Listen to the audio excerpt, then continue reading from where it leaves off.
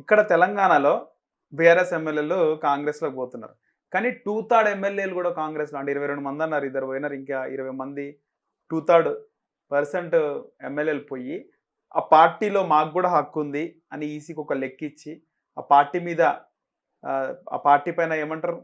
ఆ పార్టీని ఎదిరించి మర్జ్ మర్జ్ మర్జ్ ఆహ్, మర్జ్ కోసం లెటర్ పెట్టుకో. కాంగ్రెస్‌లోకి ఆ పార్టీని బీఆర్ఎస్ ఎల్‌పీని విలీనం చేస్తారు. కేసీఆర్ పైన తిరుగుబాటు చేసి పార్టీ మాది అని కూడా అనే అవకాశం ఉంటది. రాజ్యాంగంలో దానికి సంబంధించి హక్కులు కూడా ఉందంటున్నారు. ఎమ్మెల్యేలు ఆ విధంగా కేసీఆర్‌ని ఎదిరించి పార్టీ మాది అని కూడా అనుకుంటే ఏం జరుగుతుంది? సరే, నేను ఇదంతా చెప్పా. హ్మ్. ఇదంతా జరిగింది అనుకున్నాం. హ్మ్. అప్పుడు ఎవడు బలపడతాడు? బీజేపీ వాడు బలపడతాడు. నేను అదే కదా ఇప్పుడు చెప్పేది. హ్మ్. ఎటు అంటే పోయి వాళ్ళందరూ కాంగ్రెస్‌లో బీఆర్ఎస్ ఎల్‌పీని విలీనం చేస్తారు కదా! విలీనం చేసినాక నెక్స్ట్ ఆపోజిషన్ పార్టీ ఎవరైతుంది? ఇక హ్మ్. బీజేపీ అవుతుంది. ఓకే. Alternative BJP. అర్థమైందా? ఓకే. ఇది ఇంటర్నల్ రేవంత్ రెడ్డికి ఉన్నటువంటి ఇంటర్నల్ సంబంధాలు, ఒప్పందాలు బీజేపీతో కేంద్రంలో. ఈరోజు బీఆర్ఎస్ను చంపేయడం వల్ల ఇక్కడ బీజేపీ స్ట్రాంగ్ అవుతా ఉంటుంది. ఇలా ఇద్దరు 50-50 ఎంపీల 50-50కి వచ్చిండ్రు. హ్మ్. అదే కదా మనం చెప్పేది. అవును. 50-50 దేశం అంతా ఈరోజు కేవలం రాహుల్ గాంధీ కేవలం ప్రధానమంత్రి కాలేదంటే only because of Telangana and Karnataka. Hmm. ఈ రెండు రాష్ట్రాలు డికే శివకుమార్, రేవంత్ రెడ్డి ఇద్దరు స్పేస్ ఇచ్చిండ్రు బీజేపీ. ఓకే.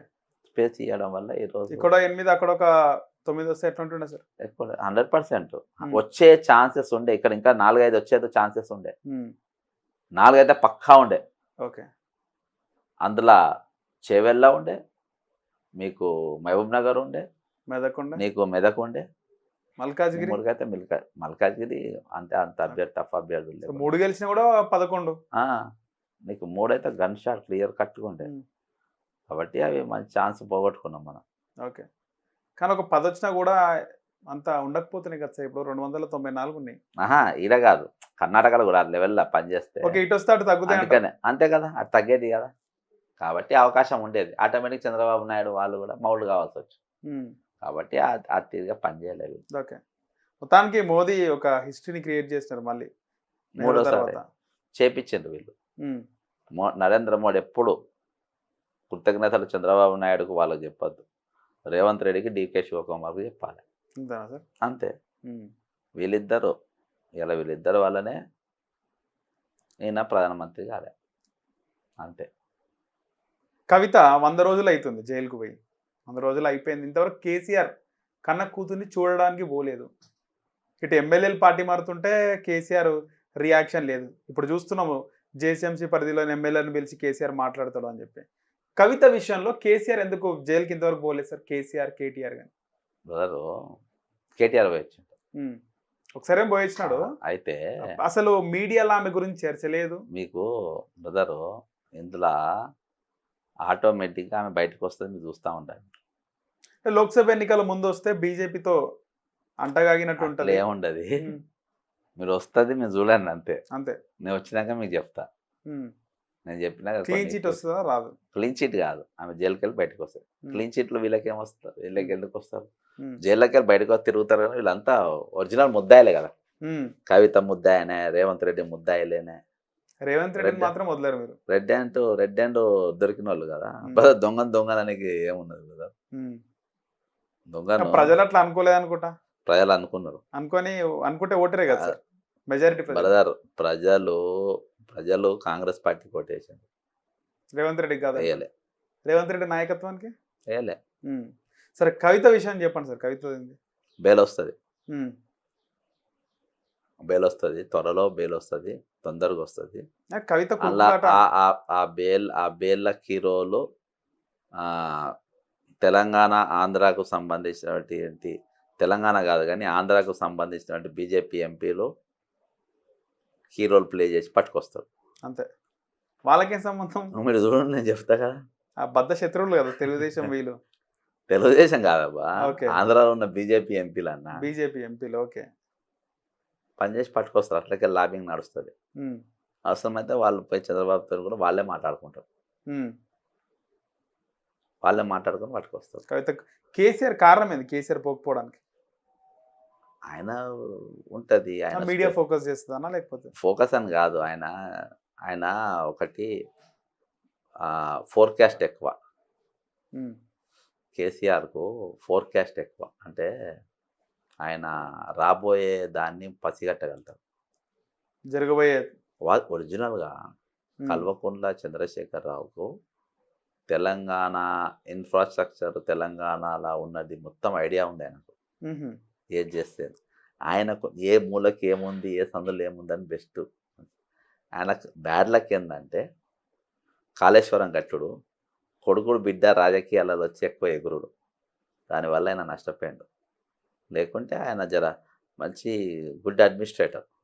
ఉమ్, గుడ్ అడ్మినిస్ట్రేటర్ మంచిది కానీ స్కాములు, అప్పులు ఇవి చేసుట్లా దెబ్బతిన్నాడు. కానీ తెలంగాణ మీద ఆయనకున్నంత పట్టు నాకు తెలిసేవనికి లేదు. ఉమ్, ఇప్పుడున్నోళ్ళు ఎవరికి లేదు. ఓకే. ఆహా. సో ఫైనల్గా కాంగ్రెస్ పార్టీ 5 years ఉంటుందా? 5 సంవత్సరాల వరకు ఉంటుందా? ఈజీ. 5 సంవత్సరాల వరకు కాంగ్రెస్ పార్టీ ఉంటుందా sir? Congress party danger bells పోయినాయి. ఉమ్, డేంజర్ బెల్స్ ఏముండేనంటే 100% డేంజర్ బెల్స్ ఉండే పార్లమెంట్ ఎలక్షన్ వరకు. బట్ ఏంటంటే కేంద్రంలో నరేంద్ర మోడీ ఫుల్ ఫ్లెడ్జ్గా వస్తే ఇక్కడ వెళ్ళిపోయేది కాంగ్రెస్ పార్టీ అవుట్. రాలేదు. ఇంకోటి ఏంటంటే ఇంకో అదృష్టం ఏంటంటే ఏపీలో జగన్మోహన్ రెడ్డి మళ్ళీ ఒకసారి చీఫ్ మినిస్టర్ అయినా కాంగ్రెస్ పార్టీలో ఖతం అయిపోయేది. ఎట్లా? పొంగిరెడ్డి శ్రీనివాసరెడ్డి ఉహుం. వైఎస్ జగన్ ఎమ్మెల్యేని తీసుకొని వెళ్ళిపోయేటోడు.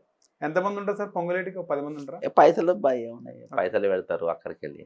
ఉమ్, కాబట్టి వీళ్ళని పార్టీ అనే రోజులు ఉపేక్షించుకొని పెట్టుకుంటే పార్టీ అంత నష్టపోతా ఉంటుంది.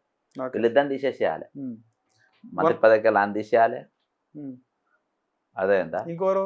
రేవంత్ రెడ్డి ముఖ్యమంత్రికి వెళ్ళి తీసేయాలి. ఉమ్, మజా కదబ్బా. నాకు ఇంత దోస్తున్నా అంత దోస్తాను లేదు. Hmm. ఒరిజినల్ నేను చెప్తున్నా. ఇక్కడ కాంగ్రెస్ పార్టీ ఫ్యూచర్లో బతకాలంటే సంస్థాగతంగా పార్టీ బలోపేతంగా ప్రజలు దూరం కాకుండా కాపాడుకోవాలి. రాహుల్ గాంధీ, ప్రియాంక గాంధీ ఫోటోలు పట్టుకొని మా లైబ్రరీకి వస్తే ఓటేయమంటే వాళ్ళని చూసి మేము ఓటేసినాము, ఇవాళ మీరు జాడీ వేయడని చెప్పి ప్లే కార్డ్స్ పట్టుకున్నారు. రేవంత్ రెడ్డి ఫోటో పట్టుకోలే వాళ్ళు, ఉమ్, లేకుంటే ఇంకెవరిదో బట్టి విక్రమార్క ఫోటో పట్టుకోలే, వాళ్ళిద్దరు ఫోటోలు పట్టుకున్నారు. అంటే అర్థం చేసుకోండి విద్యార్థులు. ఓకే. ఇంకా రీసెంట్గా మీరు ఎమ్మెల్సీ ఎన్నికల్లో పోటీ చేసినారు. అక్కడ కాంగ్రెస్ నుంచి తీన్మార్ మల్లన్న, ప్రేమేందర్ రెడ్డి, బీజేపీ బీఆర్ఎస్ నుంచి రాకేష్ రెడ్డి, అశోక్ సార్ మీరు ఇండిపెండెంట్ అభ్యర్థులుగా పోటీ చేసినారు. రిజల్ట్ కరెక్ట్ వచ్చిందని భావిస్తున్నారా? బ్రదర్, ఇప్పుడు నేనేమైనా మాట్లాడితే ఓడిపోయి మాట్లాడిందంట. అందుకే అడుగుతున్నా, రిజల్ట్ కరెక్ట్ వచ్చింది. నేను దీని మీద 15-20 డేస్లో నాకు చాలా ఇన్ఫర్మేషన్ వచ్చింది. 15-20 డేస్లో పెద్ద బ్లాస్ట్ ఉంటుంది. నేను ఒరిజినల్ దాని కథ అంతా చెప్తా. ఓకే. మీరు ఈ 3 జిల్లాలల్లో మీకు ఎవరైనా గ్రాడ్యుయేట్ కలిసినా, ఎవరిని కలిసినా మీకు ఓటు వేసి ఎవరికి వేసిరని మీరు అడగండి. ఒక మాట అడగండి. మీకు ఎవరు తెలిసిన ఈ 3 జిల్లాలలో ర్యాండమ్గా మీరు అడిగి మీకు ఒక ఐడియాకి వస్తుంది. ఈరోజు అందరి ఆట కాంగ్రెస్. రేవంత్ రెడ్డి ఆడింది ఈడ. అంతేనా? ఈడ నాకు రేవంత్ రెడ్డి ఫుల్ టార్గెట్ నేనే ఉంటి. ఎలక్షన్ తర్వాత కూడా నా మీద ఒక్క మాట మాట్లాడలే. నన్ను రెచ్చగొడితే ఎన్నికలు జరిగింది మొత్తం కూపీలు బయటికి లాగుతాడు, రెచ్చగొట్టద్దు, కామ్ వదిలేయాలని చెప్పి సైలెంట్గా ఉంటుండు. స్పోక్స్ పర్సన్ కానీ కాంగ్రెస్ ఎవరు కూడా మాట్లాడుతున్నారు. నేను ఎంత మాట్లాడినా అంటే అది వాళ్ళకు రేవంత్ రెడ్డి బాగా తెలుసు నేను ఏం చేయగలుగుతాను. రేవంత్ రెడ్డి గారికి బాగా తెలుసు, చాలా బాగా తెలుసు, కాంగ్రెస్ పార్టీలో ఉన్న మంత్రుల కంటే కూడా. కాబట్టి ఒకవేళ నేను ఎమ్మెల్సీ అయితే అలా చరిత్ర వేరే ఉండేది. తెలంగాణలో షార్ట్ పీరియడ్లోనే నేను వేరే స్టార్ట్ చేద్దాను, అంత ఈజీగా ఉండేటం కాదు. ఓకే. మీరు రేవంత్ రెడ్డిని ఏ యాంగిల్లో చూస్తారు సార్? అంటే రేవంత్ రెడ్డిని చాలామంది ముఖ్యమంత్రి అయిన తర్వాత ఒక ఫైటర్, తక్కువ పీరియడ్లో మంచి పొజిషన్కి వెళ్ళాడు, ముఖ్యమంత్రి అయ్యాడు. పార్టీ నుంచి పార్టీ బతకదని చెప్పి కాంగ్రెస్లోకి వచ్చి కాంగ్రెస్ పార్టీ జవసత్వాలు నింపిన మరికొంతమంది అంటారు. మీరేమంటారు? మీరు ఏ యాంగిల్లో చూస్తున్నారు? ఈరోజు మహారాష్ట్రలో ఏకనాథ్ షిండే కూడా చీఫ్ మినిస్టర్ అయ్యాడు. ఆయన పెద్ద ఇదేనో కాదు అదోనో కాదు. ఠాకరే కొడుకుని దింపి, బాల్ ఠాకరే కొడుకుని దింపి, ఉద్ధవ్ ఠాకరే కాంగ్రెస్ అని వాణి వినదు. మహారాష్ట్ర అంటే ఠాకరే ఫ్యామిలీ, కాంగ్రెస్ ఫ్యామిలీ కాదు ఆడ, ఠాకరే ఫ్యామిలీ అంటారు. వాళ్ళని దింపి ఎక్కిందాలంటే అదేంటో అది ఈయన పెద్ద రాజకీయ నాయకుడు ఉన్న పెద్దగా నేను ఎందుకంటే నేను చాలాసార్లు 1-to-1 మాట్లాడిన బ్రదర్ టాలెంట్ ఏందని సబ్జెక్ట్ ఏందని మొత్తం తెలుసు నాకు. నేను బయట ఉండి నేను మాట్లాడతలేను. ఆయనతో నేను గంటలు గంటలు కూర్చొని నేను మాట్లాడగలిగినాను. ఆయనకి ఎంత సబ్జెక్ట్ ఆయన ఎప్పుడు ఫస్ట్ ఇయర్ కూడా నాతో అభద్రత భావాలనే ఉండేటోడు. కాబట్టి నేను పూర్తి అవగాహనతో చెప్తున్నా. ఆయన ఒక అదృష్టవశాత్తు మేనేజ్మెంట్తో చీఫ్ మినిస్టర్ కాగలిగింది, కానీ మీ అన్న ట్యాక్స్ ఏవి కూడా ఆయన పనిచేయవు. ప్రజానాయకుడు కాదు number 1. Number 2 management politician. Management చేస్తాడు.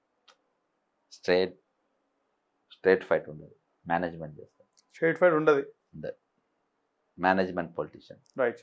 కాబట్టి పెద్దగా పబ్లిక్ ఏం పెద్ద సీరియస్గా తీసుకుంటారు. రైట్ సార్, ధన్యవాదాలు.